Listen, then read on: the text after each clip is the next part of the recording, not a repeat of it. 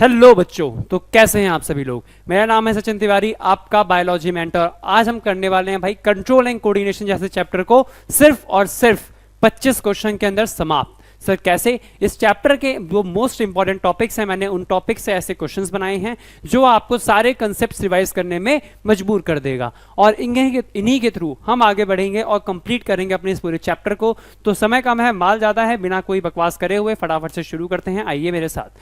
Sir सबसे पहला हमारे सामने क्वेश्चन है, विच of the following organ is not controlled by the autonomic nervous system. ऐसा कौन सा ऑर्गन है जो कि ऑटोनॉमिक नर्वस सिस्टम कंट्रोल नहीं करता? तो भाई ध्यान से देखिए सर, ऑटोनॉमिक नर्वस सिस्टम ऐसा नर्वस सिस्टम का पार्ट है जो कि हमारे उन ऑर्गन्स को कंट्रोल करता है जो अपने आप हो रहे हैं। क्या हम सोते सोते ऐसा है कि सांस लेना भूल जाएं? नहीं। तो हमारा respiratory system autonomic nervous system में आता है। क्या ऐसा है क्या कि हम सो रहे हैं तो अपने हार्ट को कहते भाई तू ब्लड पंप मत कर? ऐसा भी नहीं है सर, वो भी करता है। तो भाई ऐसा आपको याद क्या रखना है सर, ऑटोनॉमिक नर्वस सिस्टम में हमारे नर्वस सिस्टम के वो पार्ट्स आएंगे जो कि खुद से कंट्रोल होते हैं। इसने क्या पूछा है, विच of the following organ is not. बेटा इज नॉट को अंडरलाइन करते हुए हम देखेंगे क्या हमारे हार्ट में हमारा हम कंट्रोल करते हैं अपने हार्ट को? बिल्कुल नहीं। अरे दिल बह गया, ऐसा कोई बात नहीं होती बेटा, वो सब नहीं है। यूट्रस की बात करेंगे, क्या यूट्रस के कॉन्ट्रैक्शंस को हम कंट्रोल कर पाते हैं? नहीं सर। जब फीमेल बॉडी में यूट्रस कॉन्ट्रैक्शन होते हैं वो खुद से होता है। मेंस्ट्रुअल पेन अगर फीमेल को हो रहा है तो वो हम कंट्रोल नहीं कर पाएंगे सर, तो इसका आंसर ये भी नहीं हो सकता। सर ग्लैंड्स की बात करी जाए तो क्या अपने ग्लैंड्स को हम कंट्रोल करते हैं? नहीं सर, हमारे ग्लैंड्स हमारे अंडर कंट्रोल में है ही नहीं। हम कहें भाई ग्लैंड्स आज मुझे बहुत ही तेज क्या हो जाए, क्या कहते हैं उसे, पेट में एसिडिटी हो गई, ये कम हो जाए, ऐसा थोड़ी ना है, वो दवाई खाओगे तभी होगा।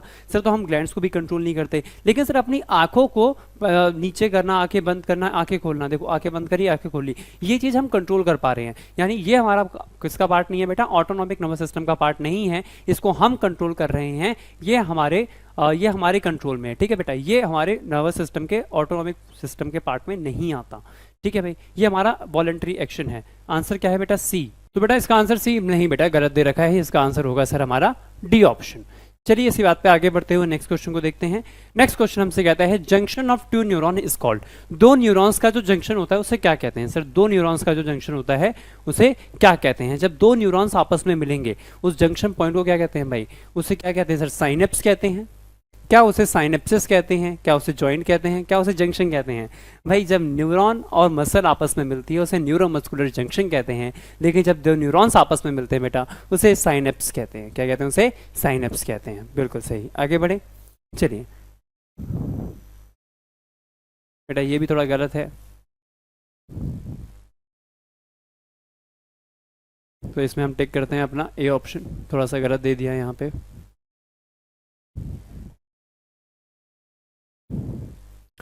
विच of the following is a plant hormone. इनमें से कौन सा प्लांट हार्मोन है हमें ये बताना है। तो इंसुलिन होगा, थायरोक्सिन होगा, एस्ट्रोजन होगा या साइटोकाइनिन होगा। हमें दिख रहा है इंसुलिन एक प्लांट हार्मोन तो बिल्कुल नहीं है, क्योंकि इंसुलिन तो हमारे अंदर होता है, थायरोक्सिन भी हमारे अंदर होता है, एस्ट्रोजन फीमेल्स में होता है। पर साइटोकाइनिन एक ऐसा हार्मोन है सर जो कि प्लांट्स के अंदर पाया जाता है और प्लांट्स में सेल डिवीजन करवाता है। ठीक है, नेक्स्ट क्वेश्चन की तरफ चलते हैं। ये बिल्कुल सही दिया हुआ है इसका आंसर। चलिए sir, which one of the endocrine gland is known as the master gland. इनमें से कौन सा ऐसा एंडोक्राइन ग्लैंड है जो कि मास्टर ग्लैंड कहलाता है? ऐसा कौन सा एंडोक्राइन ग्लैंड है जो कि मास्टर ग्लैंड कहलाता हो? सर क्या पिट्यूटरी ग्लैंड आप सभी याद कर पाएंगे? Pituitary gland is known as the master of master gland. Master of master gland sir, pituitary gland is the master gland, और ये हमारे कंट्रोल करता है सभी ऑर्गन्स को, क्योंकि हमारी बॉडी में जो भी सिक्रेशन हो रहा है सब पिट्यूटरी ग्लैंड हमारा कंट्रोल करता है। चलिए इसके बाद हम आगे बढ़ते हुए अपने नेक्स्ट टॉपिक को देखेंगे बेटा। वो क्या है कि sir the seat of intelligent and the voluntary action of the brain is.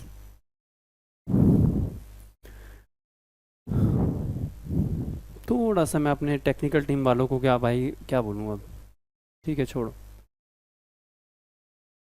The site of intelligence and the voluntary action in the brain. Brain के अंदर जितने भी हमारे वॉलंटरी एक्शंस होते हैं, वॉलंटरी एक्शंस क्या होते हैं बेटा? ऐसे एक्शंस जो कि हम खुद कंट्रोल कर पाते हैं, जो किसी और के कंट्रोल में नहीं होते, जो कि हमारे कंट्रोल में होते हैं, उन सभी एक्शंस को कहते हैं बेटा वॉलंटरी एक्शंस। उन सभी एक्शंस को बोलते हैं वॉलंटरी एक्शन। ठीक है सर, वॉलंटरी एक्शंस तो और साइट ऑफ इंटेलिजेंस ब्रेन में क्या कहलाता है, क्या सेरिब्रम कहलाता है, मेडुला ऑब्लंगाटा, डायंसिफेलॉन या सेरिब्रम? बेटा सेरिब्रम को हम साइट ऑफ इंटेलिजेंस के नाम से बहुत अच्छे से जानते हैं। Cerebrum is known as the site of intelligence. ठीक है सर, आगे बढ़ते हैं। नेक्स्ट क्वेश्चन है बेटा, electrical impulse travel in the neuron from. जो इलेक्ट्रिकल इम्पल्स होता है न्यूरॉन में वो कैसे ट्रैवल करेगा? भाई इलेक्ट्रिकल इम्पल्स अगर सर ट्रैवल करना है, सबसे पहले वो शुरू कहाँ से करता है सर? सबसे पहले शुरू करता है हमारे डेंड्राइट से। सर डेंड्राइट से होते हुए वो हमारे मूव करता है नेक्स्ट के ऊपर। डेंड्राइट के बाद जाएगा सर हमारे कहाँ? सेल बॉडी में। डेंड्राइट के बाद वो जाएगा हमारी सेल बॉडी के अंदर। सेल बॉडी के बाद सर वो अंदर जाएगा हमारे, और कहाँ पे अंदर जाएगा सर? वो जाएगा हमारे एक्सॉन वाले पार्ट में, और सर वहाँ से जाएगा एंड में। ठीक है सर, सबसे पहले जाएगा डेंड्राइट में, फिर एक्सॉन में, फिर एक्सॉन एंड में, फिर सेल बॉडी नहीं, सबसे पहले डेंड्राइट, फिर सेल बॉडी, फिर एक्सॉन के एंड में। तो ये हमारे सामने बिल्कुल करेक्ट सीक्वेंस है। आप सभी को न्यूरॉन का डायग्राम बेटा अच्छे से याद होगा। मैं अगर आपके सामने बनाऊँ तो हमारा जो न्यूरॉन है वो कुछ ऐसा दिखता है, आप सभी जानते हैं। ठीक है, हमारा जो न्यूरॉन है बेटा वो कुछ ऐसा दिखेगा। यहाँ पे एक्सॉन एंड्स होते हैं, आप सभी देख पा रहे होंगे, कुछ इस टाइप का हमारा न्यूरॉन होता है। ये वाला जो पार्ट होता है बेटा इसे कहते हैं डेंड्राइट, इसे कहते हैं सेल बॉडी, इसे कहते हैं एक्सॉन, इसे कहते हैं एक्सॉन टर्मिनल या एक्सॉन एंड। ठीक है भाई, आगे मूव करते हैं। नेक्स्ट क्वेश्चन था हमारा, which of the following act as both endocrine gland as well as exocrine gland? Pituitary gland, adrenal gland, pancreas या ओवरी? बेटा एंडोक्राइन ग्लैंड और एक्सोक्राइन ग्लैंड के बारे में हमने ध्यान से देखा, तो हमें पता होना चाहिए कि एंडोक्राइन ग्लैंड वो ग्लैंड होता है सर जिसके अंदर डक्ट लेस होती है, जिसके पास कोई डक्ट नहीं होती। लेकिन एक्सोक्राइन ग्लैंड वो ग्लैंड होते हैं जिनके पास अपनी प्रॉपर डक्ट प्रेजेंट होती है। तो सर जिनमें डक्ट होती है और डक्ट नहीं भी होती, हमें उन ग्लैंड्स की बात करनी। बेटा ऐसे ग्लैंड्स का नाम होता है मिक्सोक्राइन ग्लैंड। ऐसे ग्लैंड्स होते हैं बेटा हमारे मिक्सोक्राइन ग्लैंड। सर इसका एक बहुत बढ़िया एग्जाम्पल हमारा पैंक्रियाज आता है। पैंक्रियाज जो होता है बेटा इसकी प्रॉपर डक्ट भी होती है और ये बिना डक्ट के भी अपना सेक्रेशन पूर्ण करता है। ठीक है, चलिए नेक्स्ट क्वेश्चन पे आते हैं। आइए, विच of the following protect the brain from the external shock? बेटा हर चीज़ की एक कवरिंग होती है जो कि उसे किसी शॉक से बचाएगी। तो जो ब्रेन की एक्सटर्नल ऐसी कौन सी कवरिंग है जो कि ब्रेन को किसी भी एक्सटर्नल शॉक से बचाएगी? सर ध्यान से देखें तो हमारा ब्रेन जो होता है इस तरीके से, ब्रेन को किसी चीज़ से कवर तो करा गया होगा ना सर उसको, जिससे कि हमें शॉक ना लगे। तो वो चीज़ क्या है? क्या फ्लोरा है, क्या पेरिकार्डियम है, क्या सेरिब्रोस्पाइनल फ्लूइड है, या ड्यूरा मैटर है? बेटा ब्रेन की जो कवरिंग होती है वो बहुत सारी, वो 3 कवरिंग होती है ब्रेन के पास जिन्हें कहते हैं मेनिंजेस। इनको कहते हैं मेनिंजेस। पिया मैटर, ब्रेन की बेटा 3 कवरिंग्स होती हैं, इन तीनों को मिला के कलेक्टिवली हम कहते हैं मेनिंजेस, जिसको हम स्कल के नाम से भी जानते हैं। ठीक है, ध्यान से देखें sir, pleura, cerebrospinal fluid, which of the following protect the brain from the external shock? लेकिन शॉक से बचाने के लिए सर हमेशा एक फ्लूइड प्रेजेंट होता है बेटा, ये एक कवरिंग है। ठीक है, यहाँ पे बीच में एक फ्लूइड प्रेजेंट है, इस फ्लूइड का नाम होता है सेरिब्रोस्पाइनल फ्लूइड, CSF, जो कि ब्रेन को किसी भी शॉक लगने से प्रोटेक्ट करता है। ठीक है, चलिए बेटा आगे बढ़ते हैं। Which name the hormone which control the basal metabolic rate in the animals? ऐसा कौन सा हार्मोन है जो कि एनिमल्स के अंदर बेसल मेटाबॉलिक रेट को कंट्रोल करता है? क्या ऑक्सीटोसिन है, एड्रीनल है, एल्डोस्टेरॉन है, या थायरोक्सिन है? कौन सा हार्मोन है जो क्या करता है सर एनिमल्स के अंदर खास तौर से बेसल मेटाबॉलिक रेट BMR को कंट्रोल करता है? सब बेसल मेटाबॉलिक रेट को जो कंट्रोल करता है एनिमल्स के अंदर मेरे हिसाब से वो होता है बेटा thyroid gland.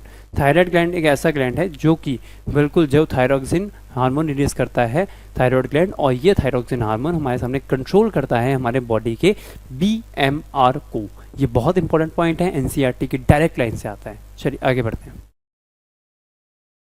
Name the longest cell in the human body? बेटा इसका जवाब तो आपको सोचना ही नहीं चाहिए। सबसे बड़ी सेल सर हमारी नर्व सेल होती है, ये तो कई बार आ जाएगा एग्जाम में। ठीक है, the centre for regulating body temperature is?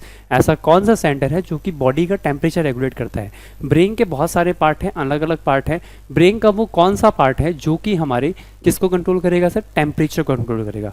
Temperature को, हंगर को, इन सभी को कंट्रोल करने के लिए बेटा हमारे सामने होता है हमारा सेरिबेलम।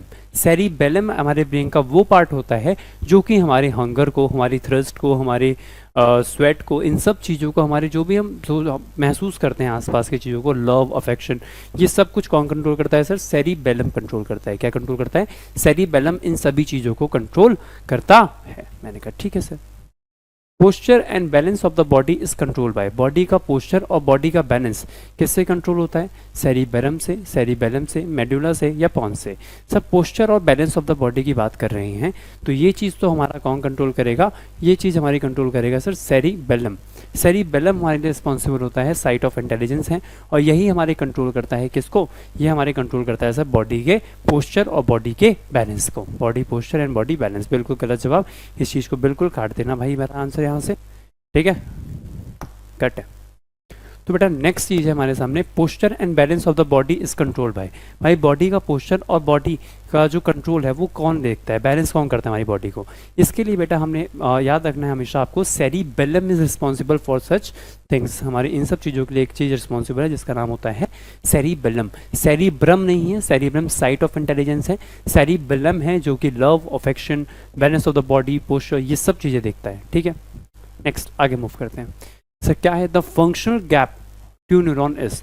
जो हमारे सामने जो फंक्शनल गैप होता है दो न्यूरॉन्स के बीच में, एक न्यूरॉन फिर दूसरा न्यूरॉन, इन दोनों के बीच में जो गैप क्रिएट हुआ, इस गैप को क्या बोलते हैं बेटा? कुछ देर पहले हमने डील करा, इस गैप का नाम होता है साइनेप्स।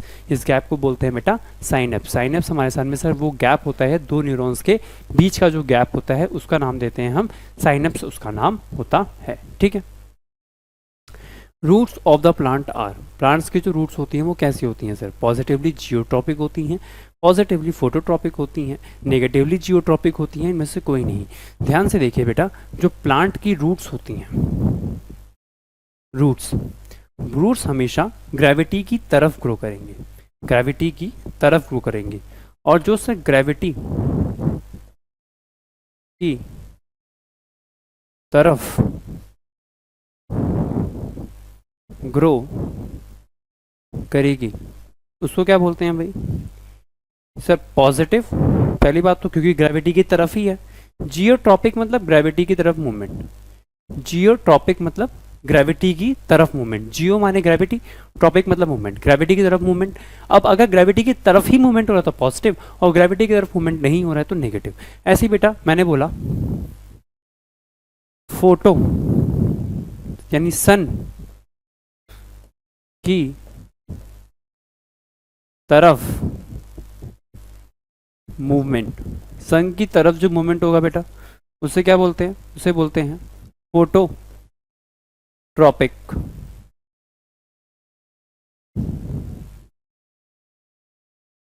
फोटोट्रॉपिक।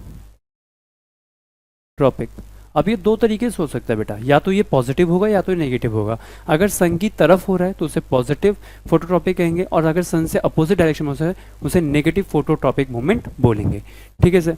उसे नेगेटिव फोटोट्रॉपिक मूवमेंट बोलेंगे, पॉजिटिवली फोटोट्रॉपिक। तो रूट्स कैसी हैं सर? रूट्स हमारी जियोट्रॉपिकली पॉजिटिव हैं, जी सर। क्या पॉजिटिव फोटोट्रॉपिक हैं? जी नहीं सर।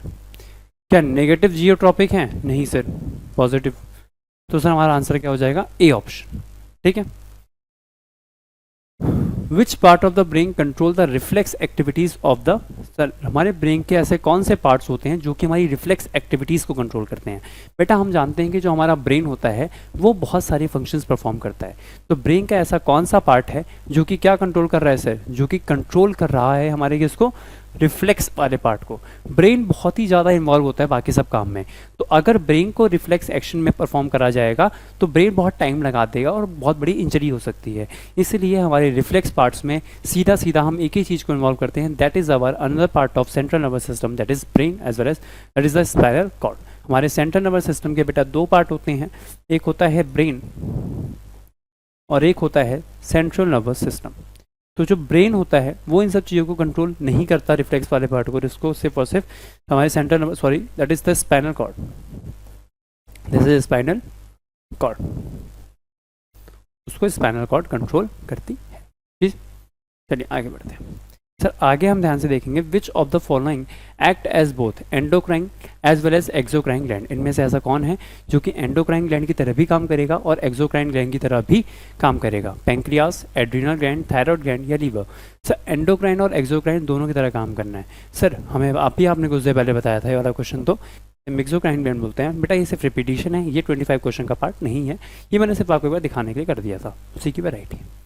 चलिए, the leaves of the mimosa are sensitive to. अब बेटा आपने एक प्लांट सुना होगा, टच मी नॉट प्लांट, उसी का नाम होता है मिमियोसा प्लांट। अगर आप उसे ऐसे टच करोगे, वो अपने आप को एकदम सिकोड़ देगी।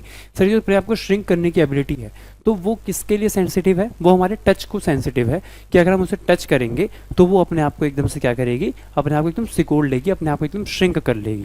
तो बेटा नेक्स्ट क्वेश्चन है हमारे सामने, student accidentally places her hand on a flame of candle and quickly pulls her hand away. The flame represents. अब सर आप एक बच्चे ने क्या करा, एक बच्चे ने ऐसे अपना हाथ जलती हुई आग पे रख दिया, फट से अपना हाथ आगे पीछे खींच रहा है, जैसे आप जलती हुई चाय जैसे छू लो एकदम से हटा दो अपना हाथ पीछे। तो ये चीज़ क्या थी? सर ये वाली चीज़ थी हमारा एक रिफ्लेक्स एक्शन। तो फ्लेम यहाँ पे क्या रिप्रेजेंट कर रहा है? एक स्टिमुलस, एक इफेक्टर, एक रिस्पॉन्स या एक इम्पल्स। सर ये रिस्पॉन्स कर रहा है एक स्टिमुलस को, it is responding to a stimulus, ये एक स्टिमुलस को रिस्पॉन्स कर रहा है। ठीक है, चलिए हम आगे बढ़ते हैं फिर। सर इसके बाद हम देख सकते हैं असर्शन एक और है, next question assertion reason base ले लिया मैंने। Iodine is necessary for thyroid gland to make thyroxine hormone. Iodine necessary है थायरोक्सिन ग्लैंड को थायरोक्सिन हार्मोन बनाने के लिए। बिल्कुल सत्य वचन बोला गया है बेटा, ये बात बिल्कुल बिल्कुल बिल्कुल ट्रू है। ठीक है सर, अच्छी बात है। थायरोक्सिन रेगुलेट करता है कार्बोहाइड्रेट, प्रोटीन और fat metabolism in the body, ये बात भी बिल्कुल सही है। ठीक है सर, लेकिन इन दोनों का आपस में कोई रिलेशन नहीं है। दोनों बात सही है पर दोनों का आपस में कोई रिलेशन तो ही ना। आयोडीन एसेंशियल है इसलिए क्या मेटाबॉलिज्म कंट्रोल कर रहा है फैट और बाकी सब पर? नहीं सर, तो बोल सकते हैं हम असर्शन रीजन दोनों ट्रू हैं पर रीजन इसका करेक्ट एक्सप्लेनेशन नहीं है। सॉरी बेटा, this is this one, but reason is not the correct explanation of. ठीक है sir, next, the movement of the plant part in a particular direction in relation to the stimulus is known as tropic movement. Plant के किसी भी part का जो particular direction में movement होता है, मान लो सन की तरफ मूवमेंट है तो भी ट्रॉपिक मूवमेंट, ग्रेविटी की तरफ है तो भी मूवमेंट है, इस मूवमेंट को बोलते हैं बेटा ट्रॉपिक मूवमेंट। ठीक है, इस मूवमेंट को कहते हैं हम tropic movement. The folding up and dropping of leaves of touch me not plant is due to the tropic movement. भाई ऐसे फोल्ड कर लेना खुद को और dropping of touch me not is due to the tropic movement. क्या tropic movement है कि किसी चीज की तरफ इसका मूवमेंट हो रहा है? नहीं नहीं नहीं, हो रहा है भाई थिग्मोट्रॉपिज्म। आप उसके पानी को टच करो ऐसे फोल्ड कर लेगा, कुछ समझ अपने आप को टच, वो टच के लिए सेंसिटिव है। बाकी चीजें लाइट के लिए सेंसिटिव, जैसे ग्रेविटी के लिए सेंसिटिव है, लाइट के लिए सेंसिटिव है, उसको टच के लिए सेंसिटिव, टच से दूर भागना है उसे। ठीक है, तो ये सर इसको ट्रॉपिक मूवमेंट कहते हैं, लेकिन इसका करेक्ट एक्सप्लेनेशन तो नहीं है।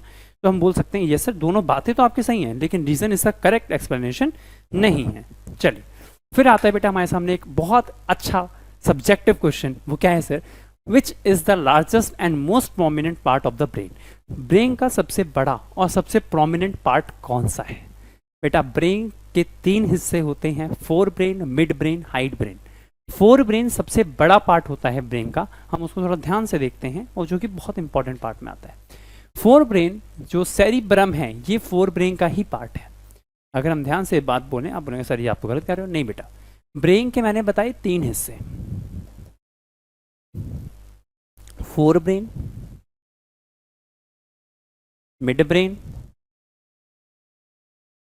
और हाइंड ब्रेन। फोर ब्रेन का बेटा एक बहुत ही मेजर पोर्शन है that is known as cerebrum.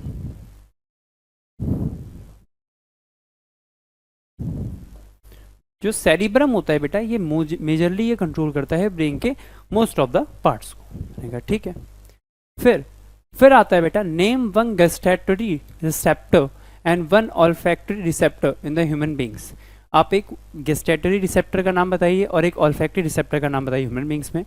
लिखिए आप A and B in the given flow chart of the neuron through which the information travels in an electrical impulse. ठीक है, ध्यान से अगर आप देखें तो आप इसमें बोल पाएंगे कि gustatory receptor and one olfactory receptor in the human beings. आप उसके नाम बताइए, फिर बताइए इसमें A और B क्या होगा। भाई डेंड्राइट से चीज़ें जाएंगी सेल बॉडी के पास, सेल बॉडी से जाएंगे न्यूरॉन्स के पास, सेल बॉडी से जाएंगे बेटा एक्सॉन में और फिर एक्सॉन के जाएंगे एक्सॉन के एंड पे। ये चीज़ें तो हमें A और B दिखाई दे रहा है, ध्यान से आप इसे समझो। Sir gustatory receptor are the receptor for the taste, जो टेस्ट बड पे प्रेजेंट होते हैं।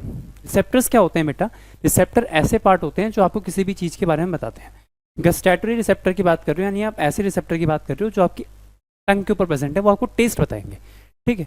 लेकिन ऑल्फैक्टरी रिसेप्टर बेटा आपको स्मेल करने में हेल्प करेंगे, और वो आपके नेजल चैम्बर में होंगे, आपकी नाक में प्रेजेंट होंगे, और आपको स्मेल करने के लिए जो हेल्प करेंगे वो होंगे आपके कौन से सर? वो होंगे आपके ऑल्फैक्टरी रिसेप्टर, जो आपके नोज में होंगे, जो आपके टंग में होंगे, वो आपके कौन से होंगे सर? वो होंगे gustatory receptor. In the given flow chart, जो आपको फ्लो चार्ट दिया हुआ है, इसमें ए क्या होना चाहिए सर? ए हमारे होनी चाहिए सेल बॉडी, और बी हमारी होनी चाहिए सर एक्सॉन। बिल्कुल सही, साइटोन या सेल बॉडी एक ही चीज़ है बेटा। फिर आता है हमारे सामने विच of the following, what is the main function of the following. नीचे जो दिया गया है इनके मेन फंक्शन क्या होगा? मैम भाई इस वाले क्वेश्चन को कट गया था, क्वेश्चन गलत है ये।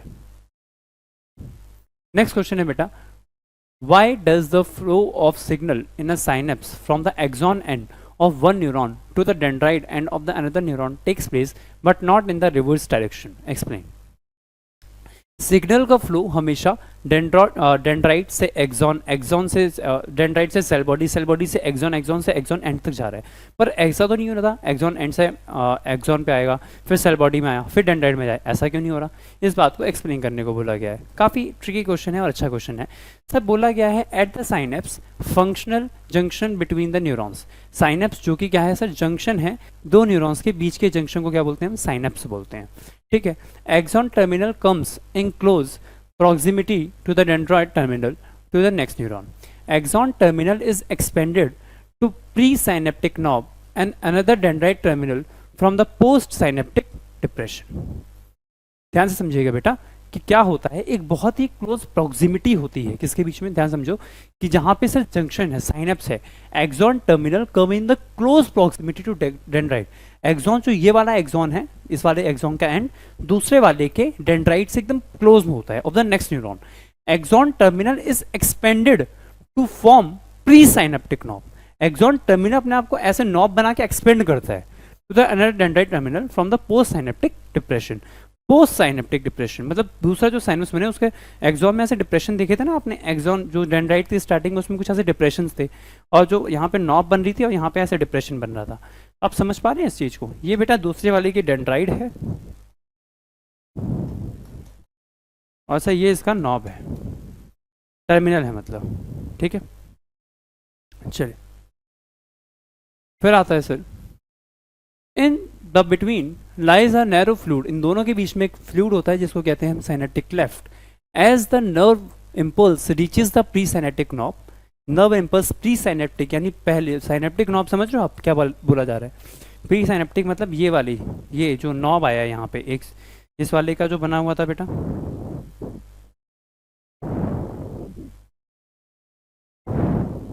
ऐसे ही लंबा तक गया एंड तक,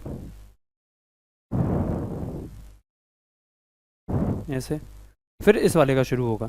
तो ये वाला जो होगा बेटा इसे कहते हैं प्री साइनेप्टिक, ये मतलब पहले आ रहा है, और ये हो जाएगा बेटा यहाँ पे जो दूसरा आएगा वो हो जाएगा आपका post.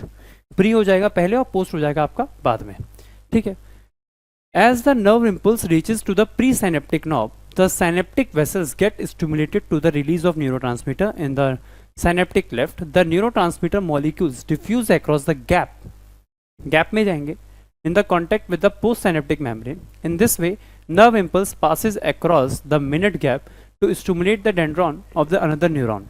The synapse act as a one-way, जो synapse है बेटा इसे one-way valve कहते हैं to conduct the information one way.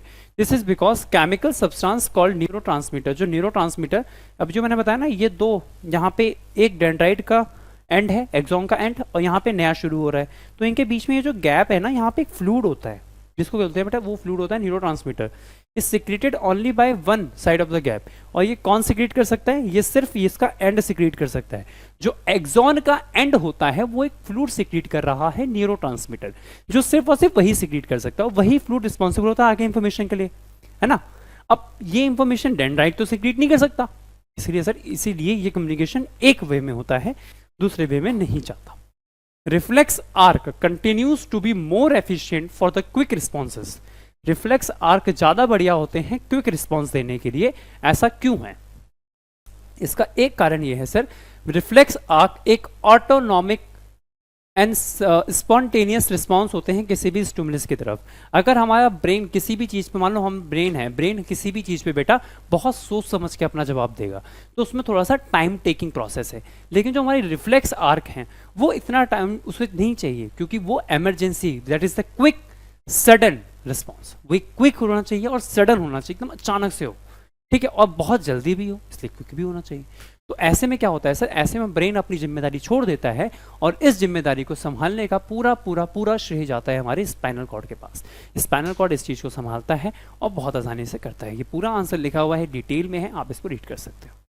फिर आता है बेटा रिफ्लेक्स आर्क को आप डिफाइन करिए और ट्रेस करिए सीक्वेंस को, ठीक है सर।